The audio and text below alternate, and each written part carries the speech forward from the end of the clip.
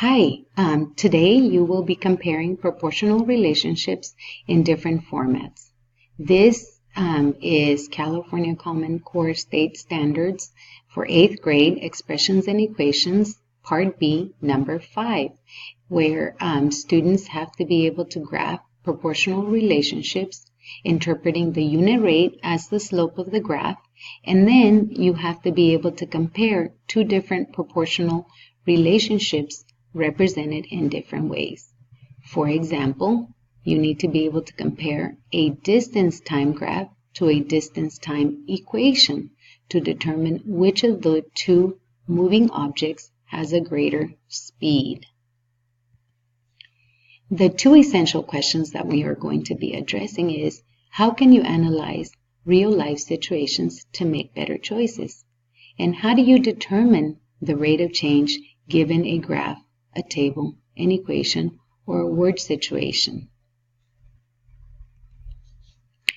Many times when you see the news, they show up graphs to alarm you. So for example, on this one, when you look at this graph, what can you conclude?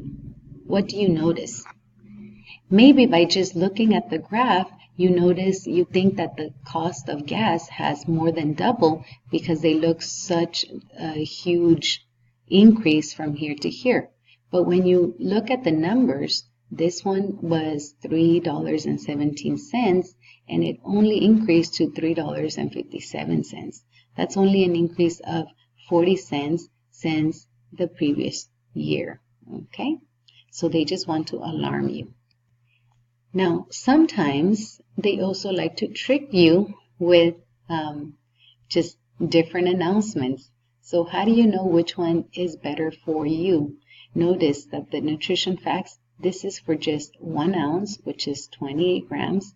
And this one is a fourth of a cup, which is 33 grams. So you can't just look at the calories, but also you have to look at the size. So they're just trying to trick you. So you need to be very smart about making those choices. So on the problem that we are going to do, it says which cyclist is going the fastest. So in this case, you can use tables, graphs, words, or equations to represent and compare proportional relationships. Different cyclist rates are presented below. So in this cyclist A, the situation is presented in words. A cyclist can drive 24 miles in 2 hours. Cyclist B is represented using a table. You have on the left side the time in hours, and then on the right side of the table you have the distance in miles. So you need to be able to interpret that information. Cyclist B is modeled by an equation, y equals 9x. And then cyclist D, the situation is modeled using a graph. So how do you determine which one is the fastest? So let's take a look at this one. Here the words 24 miles in 1 hour, when you divide 24 divided by 2, that means that this one is going 12 miles per hour.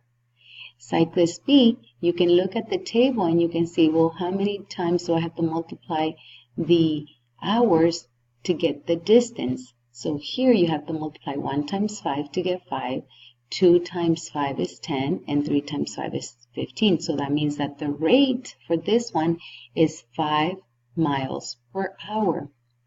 When you are given the equation, the rate is the same as the slope, and the slope is the number that is next to the x. You have the equation in y equals kx form.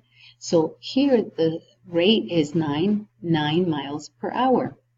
When you're given a graph, you look at the slope. How much do you rise and how much do you run from one point to the next on the line? So in this case, you're rising 10 units and you are running 1. So 10 divided by 1 is 10. So cyclist B is riding 10 miles or covering 10 miles per every hour. So the cyclist that is going the fastest is cyclist A with 12 miles per hour. The one that is going the slowest is cyclist B because he is going 5 miles per hour. Okay, and so we've already calculated each one. Now it is your turn. I want you to try out these 3 problems on your own. As you work on them, pause the video, and then when you're ready to continue to see the answers, then you continue to play. Okay?